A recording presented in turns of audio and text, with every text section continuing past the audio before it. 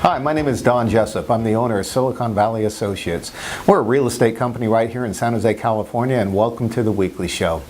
Today, we had a couple questions from sellers, and it's going to all be around how do I price my home? How do I come up with a value for my home?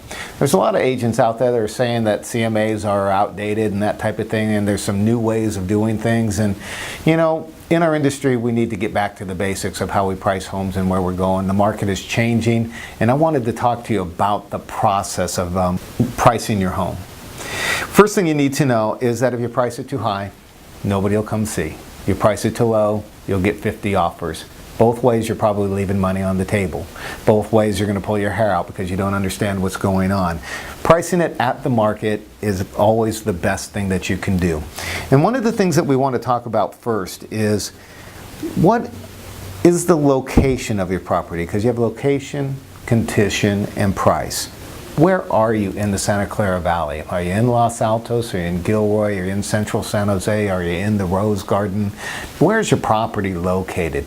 And when you start to look at the location, you need to look at the market overall in its entirety. And you need to say what's happening in the Rose Garden totally. And then what's happening in the greater area just around the Rose Garden, or just around Willow Glen, or just around Campbell. And you look at the total listings that are available. Then you look at the total pendings that are available. And then you look at the total solds for 6 months, for 3 months, for 1 month. And there may not be a lot of those, but what's active shows you what your competition is, what you're actively selling against today. And then if you're looking at the pendings, you're looking at what the history says, what's currently on the market that people have said, yes, I'll pay for. And when you look at the solds, you're looking at what people have paid for and closed. And the markets are changing fast enough that you need to look at the actives and pendings and the sales, the closed sales, because at some point you either have to appraise unless it's all cash, and it takes 3 closed sales for an appraiser to appraise your property. So we look at the actives, the pendings, then we go from there. And then we look at your house. How many bedrooms do you have? What's your square footage? Are you on a busy street? Are you on a quiet street? Are you on a cul-de-sac? Are you 10 years old? Are you 30 years old? What are the properties that are just around you in your neighborhood? What are you competing against? If there's 3 properties on the street, maybe you need to be a little more competitive. If there's 1 property in the whole area, maybe you can demand a little bit more. Then we look at the things like, do we have new carpets? Do we have granite? Do we have the amenities in the house? So you go from where you're located to, are the lawns green? Are the bushes trimmed? Are the carpets new? The things that are in your house, that is it updated? Maybe it's brand new, only a couple years old. Maybe you're competing against 30 years old in your newer home. We have to look at the things that are in your neighborhood that might affect it. Do you have a pool? Do you have a cabana club? Do you have a tennis court? Are you in a gated community? And you have to look at those type of factors. It's important that when you look at the property, you need to look at what's going on in the marketplace around you.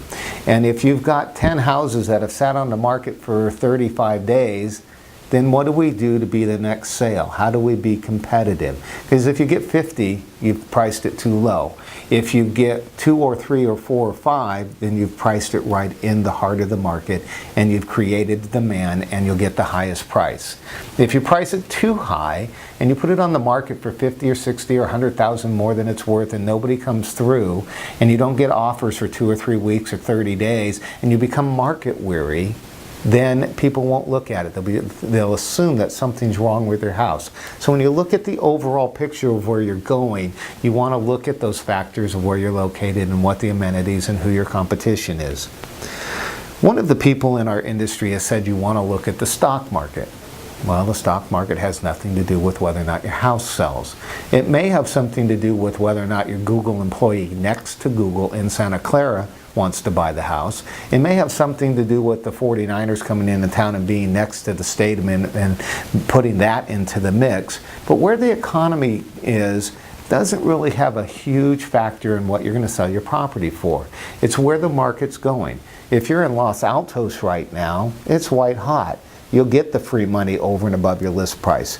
If you're in South Valley, where you have 250 listings in a market that only had 150 3 months ago, then you have to be a little more competitive. If you're in Hollister, Salinas, you're out in Stockton, well, whole different aspect of how you have to sell your house, because there might be 20 of them on the market there and they haven't come back yet.